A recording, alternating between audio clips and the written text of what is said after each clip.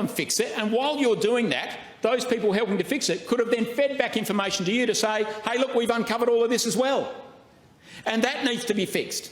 So let's help this mayor and help this council, help the town of Cambridge, support the ratepayers who elected them unopposed, to actually make sure their council operates effectively, because that's what the council wants to do. Unfortunately, you didn't do that, Minister, and we're very keen to find out why you didn't do that. Now, another concern is prejudgment and bias. Okay, now, the handling of this inquiry with regards to prejudgment and bias is interesting. The council itself, and I'm advised, is very concerned at the lack of specifics on the case to be met and procedural flaws, very concerned with prejudgment and bias, unequal hearing, selective use of the hearing rule, procedural fairness in relation to the town's own 2018 governance review, damaging effects of the nature and length of the authorised inquiry and conduct of inquiry officers, and a failure to comply with the department's published customer service standards. So that's their concerns, and you know they've communicated those concerns to you. You know that, and yet they're not getting any support. What you're going to do is threaten to suspend them. It is really quite simply unsatisfactory. So, looking just at prejudgment and bias, the inquiry officers displayed an attitude of prejudgment and at times disdain for council members and the conclusion of bias against current elected members. This is the information I'm hearing. This is what I'm hearing, people who are really genuinely concerned. Now, this was raised with the person or people responsible for the inquiry officers in writing. Okay? But in a number of instances, the letters that have been sent to your department, to your, what you see as Minister, were ignored or not responded to. Now, the notion of unequal hearing, complaints against the council, I've been advised, have been publicly cited, and apparently these complainants have regular contact with inquiry officers, and their intent is apparently, allegedly, to have the council sacked. So why would you only be listening to the complainants? Why wouldn't you offer some procedural fairness and go, well, this is what we're hearing the complaints about. What's your answer to that? Particularly when I hear that some of these complaints are former councillors who were defeated at a previous local government elections by the incumbent elected members.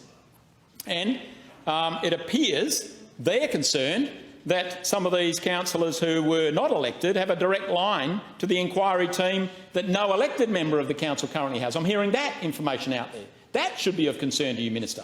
Because surely if you're getting complaints from some former councillors, you would want to balance the ledger and go and hear from the existing councillors as well. So these concerns of an unequal hearing and perceived bias, and bias have been raised with the department, with your department under your watch, but no response to that correspondence has been received from the department. That's what I'm advised. So again, all quiet on your front. Can I have an extension, please? Extension granted. Thank you. So also the elected members asked for interviews with the inquiry officers, but after no response to multiple requests were eventually advised that an authorised officer would respond when an assessment has been made as to whether an interview of some councillors was necessary. So they're hearing about all these complaints being made. They're saying, well, they're putting their hand up saying, well, hey, look, I'd like to be interviewed, and they're being denied procedural fairness in that regard. So why would an inquiry officer not want to take evidence from a councillor, Minister? Are you able to respond to that? Oh, happy to hear it. And there's been no response received to date from these councillors with regards to that. So there's also this selective use of the hearing rule. So without equality of hearing, an inquiry becomes one-sided and incomplete. You know that. But ignoring, refusing or dismissing evidence is to flout every norm of legal and quasi-legal processes, procedures and norms. So I urge you, Minister, to actually grip up your department and make sure that procedural fairness is followed. Because I'm hearing and I'm advised that inquiry officers didn't respond to letters and emails and actively rebuffed information and evidence relating to the town's own governance review into statutory compliance. Why on earth would your department not listen to an independently acquired group of professionals to inquire into that council? Why would it ignore that? It doesn't make sense. It seems to be a waste of taxpayer money, and certainly a waste of ratepayer money if you're not even going to look at an inquiry that's already been conducted by the town. Your own inquiry members did not give equal weight and time to complainants and those subject to these complaints. And your inquiry officers also didn't provide written advice of the nature of the complaints made by complainants in relation to specific current councillors and staff. And this is contrary to the requirement that any negative information the inquiry officer has about a person must be disclosed to that person and to those subject to the complaints. So these allegations have not been made in writing by inquiry officers. So it's all happening with the Mayor and the Council sitting there saying, well, we're trying to fix things up, but you're making it pretty hard for us. And what about procedural fairness in relation to the town's own 2018 governance review, which I went through earlier? Now, it's a matter of significance that those making complaints were the very people associated with obstructing or hindering the town's own pre-departmental inquiry governance review. Surely, Minister, if you find out that the complainants are the people, or if you're advised, or even if it's a rumour that lands on your desk, that the complainants are the people that the inquirers are looking into, and then you take their side without going and listening to the other side, surely that's incompetence. It's either incompetence or it's laziness. It's one of the two, but it's simply not acceptable. So the governance review resulted in identifying serious statutory breaches. We know, as I mentioned earlier, that over 800 properties have exposed the council to legal liability and risk. That was the council's own findings. So the dismissive approach to the town's own 2018 governance review and findings, actions taken to address illegitimate procedures and policies across 48 areas to date is very, very unsettling. Now, the irony of all of this, Minister, is that you're conducting an inquiry against the very council that itself identified and initiated actions to address serious governance issues, and that it consulted with the department every step of the way prior to you and your department deciding to set about an authorised inquiry into that town. Now, that approach that you have taken has not been lost on the people, the ratepayers of the town of Cambridge. Now, offers to provide information and documents on the many governance issues addressed by that 2018 Council Governance Review, as identified by Hall and Wilcox, who were appointed to do that, were similarly rebuffed by your department. And that simply doesn't make sense. So, Minister, the lack of attention to detail that you have taken in relation to this matter is very, very disappointing.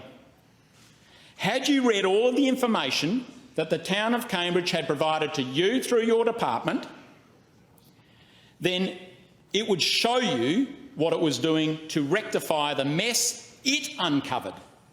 Now, let's not forget that.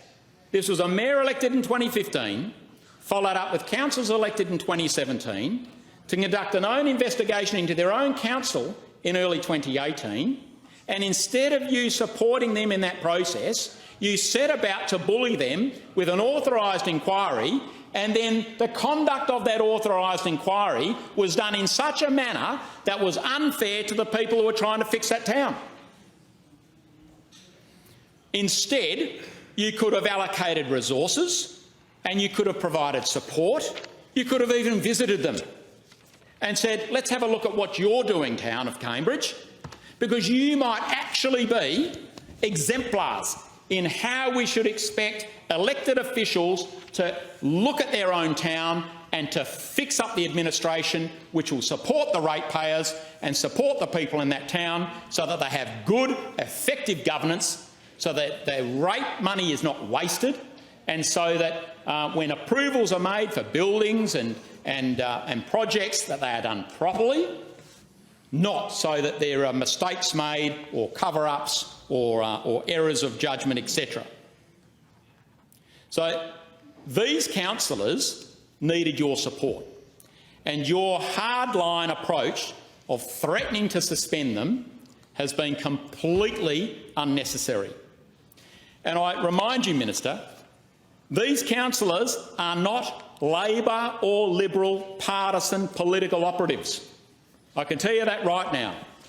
Some of them call themselves accidental councillors because they were simply good citizens in the town of Cambridge who were listening to a litany of problems and concerns by the community, who said, I've got a particular skill set, I will put up my hand, run for election to help fix up the town of Cambridge. That's what you're dealing with. You're dealing with men and women, lawyers, town planners, councillors, professionals who put up their hand and said, we'll give the mayor a hand to clean this up so that the problems that she and the council have identified can be rectified. That's what they set about to do. They weren't ambitious to become politicians. They weren't about supporting the Labor Party or supporting the Liberal Party or supporting any other party. They were simply being good citizens, good volunteers to support their community. And I can tell you now, the toll that your efforts have taken on their state of health would not be positive, because you are not supporting them to fix a problem, you're adding to it, and you're adding to it in volumes. You should be condemning the actions of your department with regards to this authorised inquiry. And if I'm wrong, I'll be the first to come in here and apologise. But you have not stood up in this place or anywhere else to actually explain the actions of your authorised inquiry. And instead of condemning the volunteers who put up their hand to be on council, you should be congratulating them. So, Minister, I urge you to stop this nonsense. And it is nonsense. You know perfectly well the type of people you're dealing with here. They are good citizens trying to do the right thing by the community. What you've done is you've now got those citizens saying, well, you put a threat to suspend us on the table, very heavy-handed, so they've gone and taken out a Supreme Court injunction on it. Now, this nonsense has got to stop. Instead, you need to lean in and say, OK, enough's enough, department. Let's get hold of their own internal inquiry. Let's have a look at what they've done to try and clean up the situation. Let's have a look at some of those complaints we've heard, and let's hear the other side of the story. And sure, if the councillors or the mayor or anybody else, for that matter, has overstepped the mark in any way, that's not where you go and whack them with a threat of suspension. That's where you go and say, hey, look, you're trying to fix the problem. You're trying to clean up the mess that you found, that you discovered with your own internal inquiry. I'm going to help you with that. But by the way, just be careful not to do this and instead do it this way. That would be leadership. Because leadership, as you should know, Minister, is about inspiring, motivating and caring for the people who you are there to lead. Well, I'm not seeing any inspiration, I'm not seeing any caring, and I'm not seeing any motivation on your part to assist the town of Cambridge with its efforts to sort its town out and to look after its ratepayers. So I ask that you stop this show cause notice, and I ask that you roll up your sleeves and get in there and try to help them.